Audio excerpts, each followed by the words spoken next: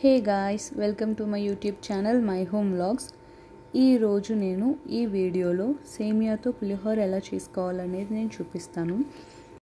రెగ్యులర్గా మనం రైస్తో చేసుకునే పులిహోరకి దీనికి టేస్ట్ వైస్ లైట్గా డిఫరెన్స్ అనేది ఉంటుంది.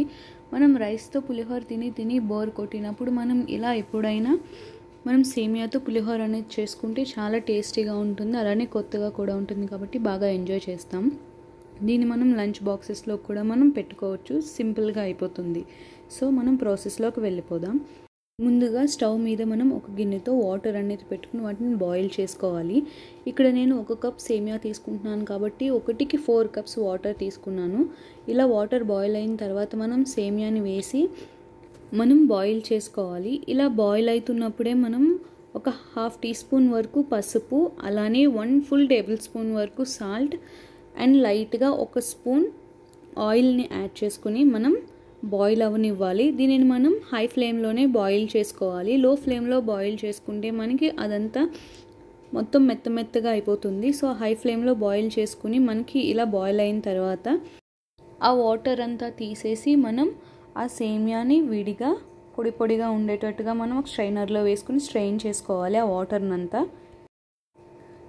ఇలా దీన్ని మనం ఆ వాటర్ అంతా పోయే విధంగా పెట్టుకుని దీన్ని మనం చల్లారనివ్వాలి. ఇది చల్లారే ప్రాసెస్లో మనం దీనిని తాలింపు పెట్టుకోవాలి.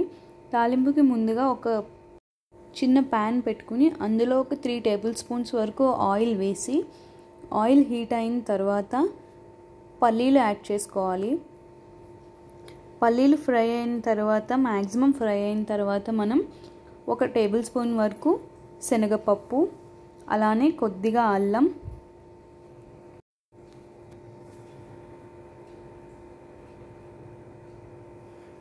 మినప్పప్పు, జీలకర్ర,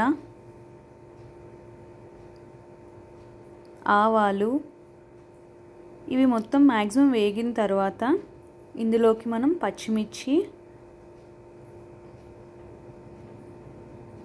కరివేపాకు, అలానే ఎండుమిరపకాయలు వేసి ఫైనల్గా మనం జీడిపప్పు వేసి వేయించుకోవాలి. ఇలా వేగిన దానిని మనం చల్లారిన ఆ సేమియాలో మనం వేసుకోవాలి.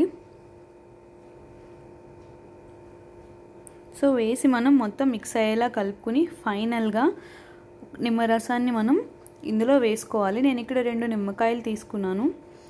సో నిమ్మరసం వేసి మనం బాగా కలిపి సర్వ్ చేసుకుంటే మనకి చాలా సింపుల్ అండ్ టేస్టీగా అయిపోయే సేమియా పులిహోర అనేది రెడీ అవుతుంది.